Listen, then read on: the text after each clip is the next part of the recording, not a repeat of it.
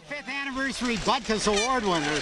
You've seen a lot of football. What do you think of the football you see out here today? Oh, it's terrific. These young guys are playing all with their hearts, and they're playing really good football. It's a really good brand of football. What do you think are some of the lessons these kids are learning from Pop Warner football? Well, they're going to learn that they're not going to succeed all the time, but they're going to succeed some of the time if they keep trying.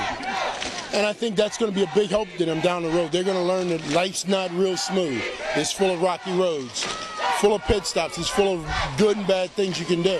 They're going to learn to do the right things by being out here. You know, one of the things I've noticed lately is that we're getting all kinds of props from NFL announcers about guys who played Pop Warner football. They talk about good fundamentals and the kinds of values they're learning. That's the thing. That's where I learned my fundamentals at. I learned my fundamentals playing Pop Warner football in the Cleveland area.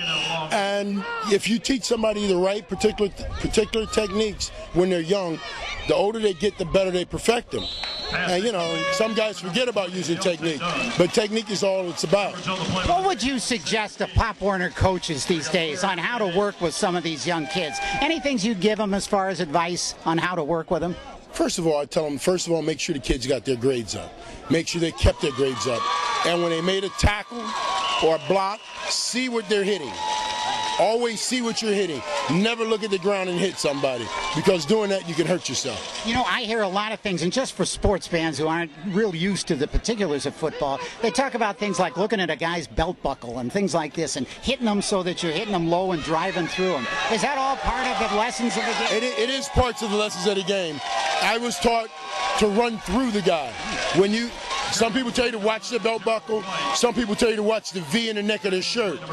But what I did was I took the biggest part of the body and I tried to run through it. It's still a hard-hitting game. That's what it's all about. It's all about collisions. It's all about who first. But you know, the other thing is, it seems to be about who has the biggest heart, too. You don't always have to be the biggest guy out there if you got the biggest heart. No, but I was the smallest guy with the biggest heart. So Really? A lot of times that pays off. Sometimes you see kids that are very small with a very big heart come up with outstanding plays.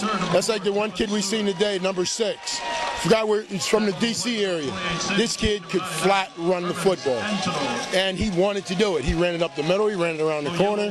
He did everything he wanted to with it. Do you think that Pop Warner is helping these kids in terms of confidence in other areas of their life? Oh yeah, it definitely helps them with their confidence. It builds their self-esteem. I mean, they're going out there competing mano a mano against someone else, and they're winning their share of battles. They're not losing every time. They're learning what life's about.